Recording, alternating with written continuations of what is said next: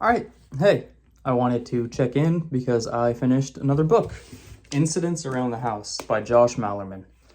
This is a ghost story of sorts about a little girl who is haunted by an entity known as Other Mommy. And Other Mommy wants to go inside of her heart to trade places with her. Now, the little girl's name is Bella, and she lives with her parents, her mom and dad, that she calls Mommy and Daddy, and the entire book takes place from her point of view. It's all from her point of view, and she's like a little 6-year-old girl or something like that. Really interesting. I like stories from the perspective of children. I think it's really unique and interesting. I really like those parts of The Shining as well. Anytime it was from Danny's point of view. This book has some pretty terrifying moments, I would say, but it's not overall very scary. If anything, the idea of this book is really cool because they think it's a haunted house at first. You're kind of led to believe that the house is haunted and that there's this ghost in the closet that's coming out at night, talking to this little girl, and eventually her mother sees it. This isn't really a spoiler. The ghost is sort of slowly introduced to more and more people. More and more people are able to see it, but they're realizing that it's following them rather than staying at the house. So it's really a haunted family story instead of a haunted house story, which I thought was really cool because I went into this thinking it was a haunted house. They bring carnage with them everywhere they go.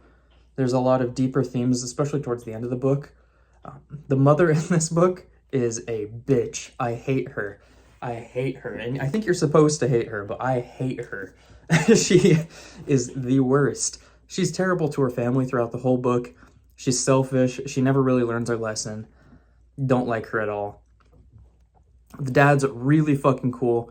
One of the coolest dudes, one of the coolest dads in book history. He's a really chill dude. Maybe too chill, honestly.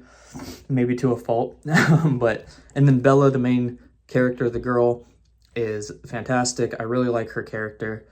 You really understand where Bella's coming from through a lot of this because it's told from her perspective.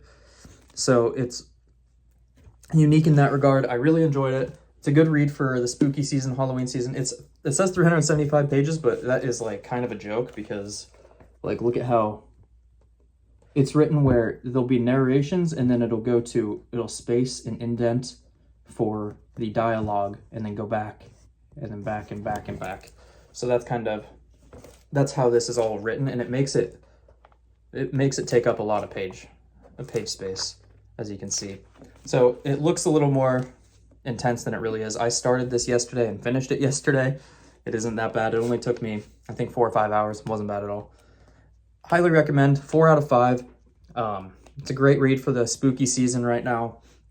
I think this book actually came out this year, which might be the newest book I've ever read. Overall, really good. Enjoyed it a lot. 4 out of 5. Highly recommend.